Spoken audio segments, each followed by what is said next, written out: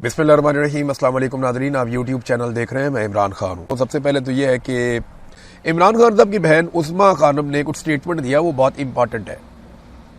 उनके पास मुकदमात एक के बाद होते जा रहे हैं बहनों के ऊपर। उनके ऊपर वो डीजी खान वाला मुकदमा था, तो उसकी वो सुनवाई थी, तो वहाँ पर उन्होंने बातचीत की। उन्होंने कहा जी कि इमरान खान इस बात को जानते थे कि उन्हें कैद तन्हाई में डाल दिया जाएगा।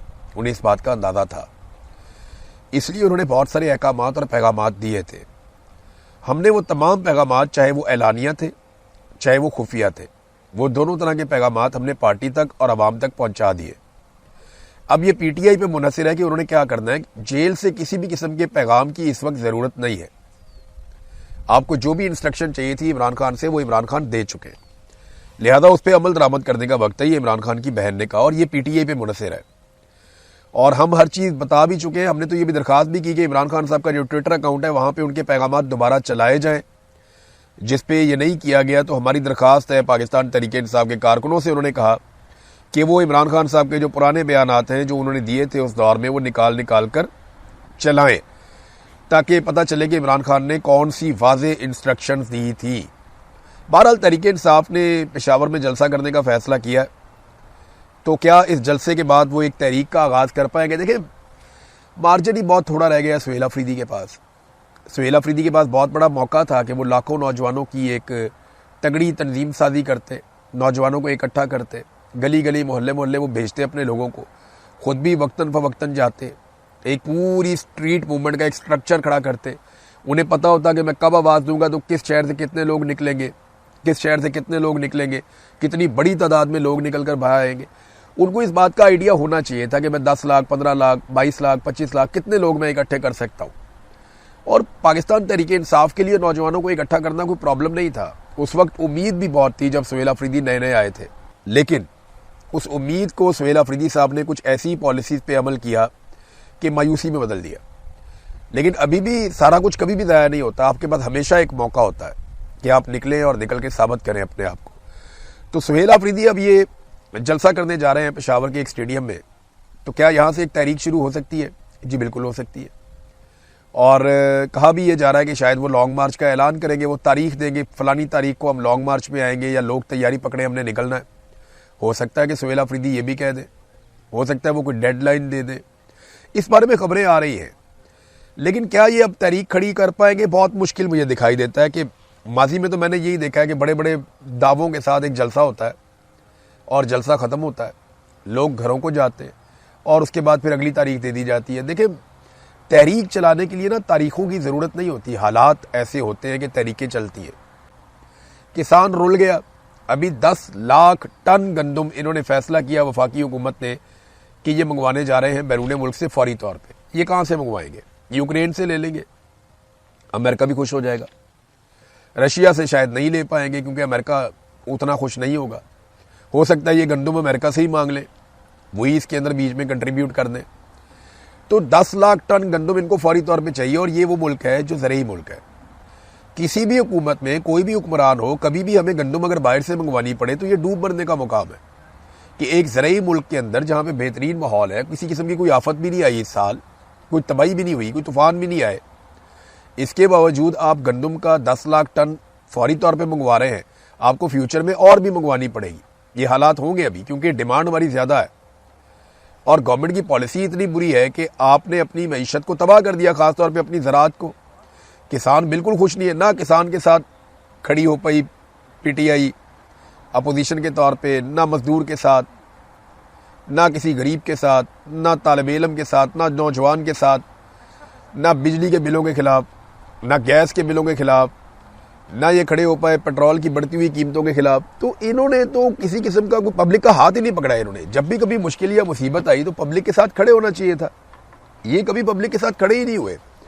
इन्होंने पब्लिक की बात ही नहीं सुनी, और पब्लिक को ये कहते हैं कि वो निकलते नहीं है, वो हमारे पीछे नहीं आते, वो हमारे साथ खड़े नहीं होते। तो फिर आप कैसे उनसे इस किस्म के शिकवे और गिले कर सकते हैं? इमरान खान की हम बात कर रहे थे, तहरीक की बात कर रहे थे, तो तहरीक जो है वो तारीखों की मोहताज नहीं होती। हालात ऐसे बन जाते हैं कि तहरीक चल पड़ती है। हालात तो बने हुए हैं। क्या तहरीक इंसाफ चला पाएगी? अब तक का ट्रैक रिकॉर्ड कहता है कि मुश्किल है। लेकिन मायूसी तो बिल्कुल भी नहीं होनी चाहिए, कभी कभी आपको थोड़ी सी उम्मीद रखनी चाहिए कि शायद कोई तहरीक चले और ह्यूमन राइट्स के लिए आवाज़ उठाई जाए। सुप्रीम कोर्ट ने एक बड़ा अजीब काम कर दिया। जब ऐसे काम होते हैं ना तो फिर और ज़्यादा अदलिया से मायूसी होती है।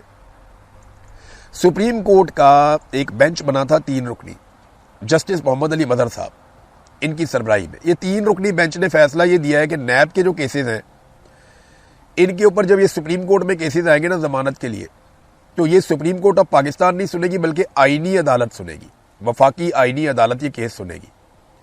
अब आईनी अदालत में सारे जजेस अपनी मर्जी के मिलिट्री एस्टेब्लिशमेंट ने बिठाए हुए हैं।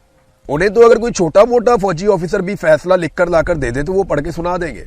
आईनी अदालत की औकात इतनी है और वो दिखाई भी देती है, जिस तरह उन्होंने मखसूस नशिस्तों का मामला किया, जिस तरह उन्होंने फौजी अदालतों का मामला किया कि सिविलियन को वो सजा दे सकती है, तो वो आईनी अदालत कुछ भी कर सकती है। अब ये फैसला जस्टिस मोहम्मद अली मदर साहब ने 3 रुकनी बेंच ने फैसला क्यों दिया? देखिए, ये फैसला इमरान खान से जान छुड़ाने के लिए कि इमरान खान का केस सुप्रीम कोर्ट में आए ही ना, क्योंकि अल्टीमेटली इमरान खान का case supreme court of Pakistan में आना था, लेकिन उसको आईनी अदालत में भेजा जाएगा। ये नैब के केसेस की अपीलें अब आईनी अदालत में जमानत के मामला जाएंगे। इस्लामाबाद हाई कोर्ट ने यह तय कर दिया है कि उन्होंने इमरान खान को और बुशरा बीबी को सजा देनी ही देनी। अब जो मर्जी कर ले उन्होंने सजा देनी ही देनी है, क्योंकि अदलिया को कंप्रोमाइज किया गया है, बाहर से जजेस लाके इसीलिए बिठाए गए हैं ताकि जितना हो सके उनको सजा दी जा सके। उन्हें सजा दी जाएगी जब वो जमानत के लिए आएंगे सुप्रीम कोर्ट में, तो सुप्रीम कोर्ट कहेगी जी हमारा फैसला मौजूद है, ये मामला आप आईनी अदालत में ले जाएं। बिल्कुल वैसे कर देंगे। अब आप जो मर्जी कर लें, उल्टे लटक जाएं, सीधे लटक जाएं, आईनी तरामीम के बाद आपके पास कोई रास्ता नहीं है सवाए इसके कि आप अवामी ताकत से इस टोले को इक्तदार के ऐवानों से निकाल के बाहर फेंक दें। इसके अलावा आपके पास कोई रास्ता नहीं है। सिस्टम के अंदर इन्होंने इतने शिकंजे लगा दिए हैं कि अब सिस्टम के अंदर रहते हुए आप इन चीज़ों को ठीक नहीं कर सकते, या इन चीज़ों के ऊपर आप किसी भी किस्म की उम्मीद नहीं रख सकते कि जनाब अदालत से ये मिल जाएगा, पार्लिमान से ये मिल जाएगा, बतौर अपोजिशन हम ये हासिल कर, कुछ भी नहीं कर सकते। आपको अवामी ताकत के साथ खड़े होना पड़ेगा, आज हो जाए साल बाद हो जाए।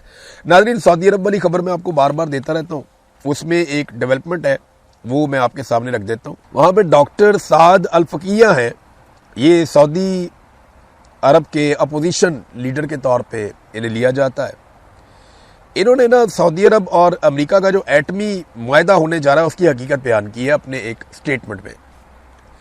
वो ये कहते हैं कि ये जो एटमी प्लांट लगाया जाएगा या मंसूबा लगाया जाएगा, ये सऊदी सरजमीन पे अमरीकी इसको तामीर करेंगे, अमरीकी ही इसको चलाएंगे, इसमें सऊदी अरब का कोई भी बंदा नहीं होगा। इसके अंदर क्या जाता है प्लांट के और इसके अंदर से बाहर क्या आता है, इसका मुकम्मल कंट्रोल अमरीकियों के पास होगा। लेकिन 113 अरब सऊदी रियाल इसके ऊपर जो लागत आएगी वो सऊदी अरब देगा। सऊदीया का इसमें वाहिद किरदार सिर्फ इतना ही है जितना कि अमरीकी अड्डे सऊदी अरब में है, जैसे वो होंगे वैसे ही ये प्लांट भी यहाँ पे होगा, तो इसमें हमारा कोई ऐसा सऊदी अरब का किरदार नहीं, उन्होंने ये कहा। ये स्टेटमेंट नाजरीन उस वक्त सामने आया जब डोनाल्ड ट्रंप की जानिब से ये लगातार दबाव डाला जा रहा है कि इस एटमी मुआहदे के लिए सऊदी अरब को इसराइल को तस्लीम कर लेना चाहिए। इस पर हम नजर रखेंगे। अब तक के लिए इतना ही। अपना ख्याल रखिएगा, अपने इस चैनल का भी। अल्लाह हाफिज़।